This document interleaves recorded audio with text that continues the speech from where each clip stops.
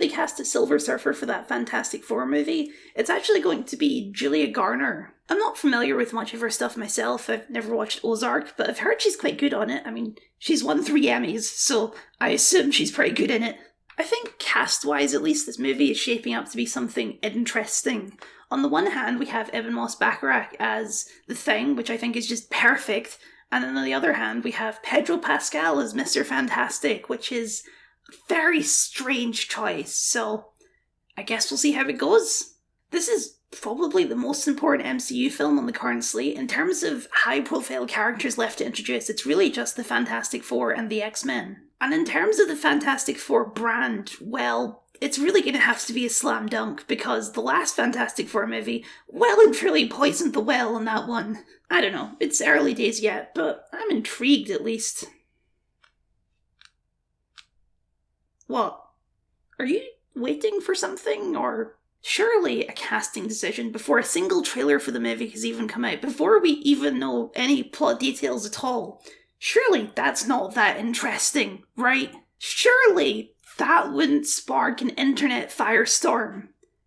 Surely. Let me just search YouTube for a second and... Oh, for Christ's sake. No, I'm not doing the montage this time. I don't have the time or the arse to watch through all of these videos. We already know all the arguments, right? What if I just remade my Fable video word for word but replaced Fable with Silver Surfer? Would that be funny? It's the woke agenda. It's the MCU. Kevin Feige is destroying Marvel because he hates straight white men. Yada yada yada. It's all a bunch of nonsense. I do want to say though, Silver Surf her? Pretty good. I like a good pun, and that's a good one. MCU is also a pretty good pun. Imagine a world where we could use that as a fun joke instead of a thin veil for sexism that it currently is. I'm not interested in debunking this idea today. Frankly, I don't think I have to, because I trust in your intelligence to know that this isn't some sort of secret conspiracy to push leftist ideology into all of our media. What I'm more interested in exploring today is, how do you talk about this for 10 minutes? You can make this argument in one sentence. The MCU is going woke yet again by gender flipping the Silver Surfer. There, I just did it. How do you extrude that to 10 minutes of video? And why? The top result for the search Silver Surfer on YouTube right now, at least for me, is this video by Nerdrotic. Silver Surf her? The Fantastic Four is doomed! MCU gaslighting in full swing. If you don't know, Nerdrotic, real name Gary, is a 50-year-old man who spends all day, every day, complaining about movies and TV shows for children. I can't judge, that's probably my future too. But specifically, he's currently one of the most popular anti-woke YouTubers, making near daily videos with thumbnails that are just too beautiful for this world, frankly. His video is about 12 minutes long, and in the interest of science, I watched the entire thing. In fact, more than that, I stuck it in my video editor so we can break it down minute by minute. Fundamentally, Gary's argument is a sentence long. He's already made it in the title of the video. That's what made this breakdown honestly kind of fascinating. It gave me flashbacks to high school when you're trying to puff out your essay in order to fit the word count. The first minute of the video is a montage of other YouTubers talking about the casting announcement, edited with little clips and jokes to imply that these people are being dumb. This is establishing what I guess is the thesis of the video. Honestly, the video is just an unstructured ramble, but this is the gaslighting of the title. Julia Garner is playing Shala Bal, who in some versions of the comics is a lady Silver Surfer and the lover of the OG Silver Surfer, a guy called Norrin Rad. Gary's argument is that this doesn't matter, and that even though she's playing a character from the comics, this is still a woke, message-pushing choice. Argument is a strong word. He's not really making an argument per se, he's stating facts, or at least his version of facts, to an audience who he knows already agrees with what he's saying. It's less of an argument and more of a confirmation of beliefs. This montage of people explaining that this character is called Shala Bal only really works as a joke if you already believe that these people are paid shills, only saying this because they want that Disney money. If you don't believe that, then it just kinda doesn't make any sense at all. Anyway, after his little intro animation, we meet Gary for the first time, and he spends 30 seconds talking about how he doesn't want to talk about the MCU anymore, but they keep pulling him back in, including this little joke. Following that up with Echo, although we haven't heard much about that series lately. Forgive me, I had to get one more in there and give this video a leg up. Charming. For the next minute of the video, we get a big tangent about the Disney Board of Investors, and specifically this guy called Nelson Peltz. But now, after Disney spent $40 million fighting off Nelson Peltz and... We're only 2 minutes into this video, but you're probably asking yourself, who the hell is Nelson Peltz? Does he have something to do with the casting of the Silver Surfer? Well, not even slightly. Nelson Peltz is one of those billionaire guys that you've never heard of. He's like a big investor who owns things like Wendy's, that sort of thing. Recently, he made a push to buy controlling shares of Disney, but the Disney shareholders rejected him because, well, this is a direct quote from an interview he gave with the Financial Times. Why do I have to do a Marvel movie that's all... I don't know what he sounds like. Why do I have to do a Marvel movie that's all woman? Not that I have anything against women, but why do I have to do that? Why can't I have a Marvels that are both? Why do I need an all-black cast? Oh, I can't imagine why Disney didn't want this guy in a position of power in their company. So I guess Gary is bitter that this 81-year-old racist misogynist didn't get more power at Disney. Good for Gary, but what's it doing in this video? Well, to pad for time, obviously, he plays like a 30-second clip of some kind of inter-Disney propaganda video for shareholders telling them not to vote for this guy, and it doesn't have anything to do with the rest of the video. It's a total non sequitur. Here's a fun insider YouTube fact. You can't put mid-rolls on a video unless the video is over 8 minutes long. So if you're wondering why these guys feel the need to pad out these videos to get them past the 10-minute mark, that's at least one reason why. The YouTube algorithm is hard to read, but generally speaking it seems to prefer that videos like this, commentary videos, are over 10 minutes long at least. And if you don't have 10 minutes of content, why not talk about Nelson Peltz for a minute? While we're here though, I did want to point out one funny thing that I noticed. So Gary cites a bunch of left-wing news outlets in this video to specifically name and shame them. Specifically, he goes out of his way to name and shame one of the authors, which we'll get to in a bit. But for this quote here, he doesn't include the source. Kinda weird, right? Makes you wonder why he wouldn't do that. I know why. It's because it's from a CNBC article in the situation, and CNBC is generally considered to be a left-wing news outlet. He can't let his fans know that he's using CNBC as a source of truth, so he just doesn't include the source for this quote, which personally I think is genius. He knows his fans aren't going to check, and being a hypocrite isn't a crime. Anyway, after the Nelson Peltz tangent, Gary spends 30 seconds listing out a bunch of MCU characters who've had female versions in the last year. Until finally, at 2 minutes and 56 seconds into the video, a quarter of the way in, Gary deigns to tell us what the video is actually about. With this AI-generated fat Silver Surfer woman? I'm gonna need you to elaborate on that one for me, Gary. A trick Gary employs a few times to inflate the video is when he's talking about an article, he will sit and read the entire headline of the article. Sometimes even the entire subheading too, which is just a classic school essay move. Everyone knows that just including loads of quotes is the best way to add to your word count.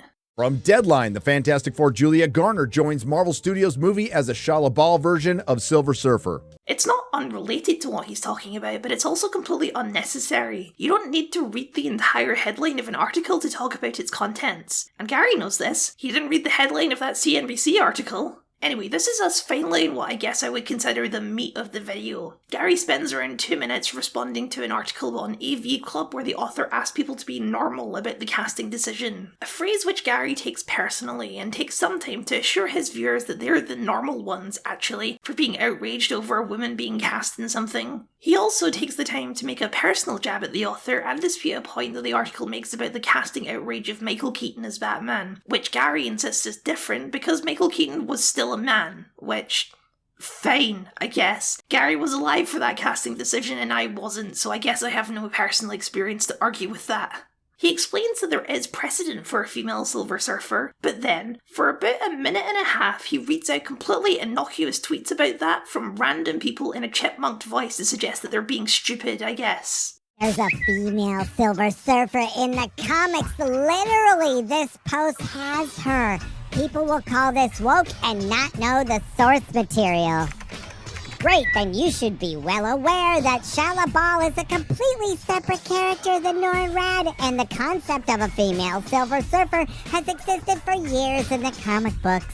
It just keeps going like this. These tweets aren't funny or cringy or even wrong. Gary's just quoting them because I guess they annoy him. No, it's the pad for time, obviously. It's just the reading quotes trick again, but this time even more blatant. I actually ran the numbers on this, and over 4 minutes of this video is just reading quotes. That's a third of the video! Obviously there's nothing wrong with using a quote to support your argument in a video. I've done that several times in this video already.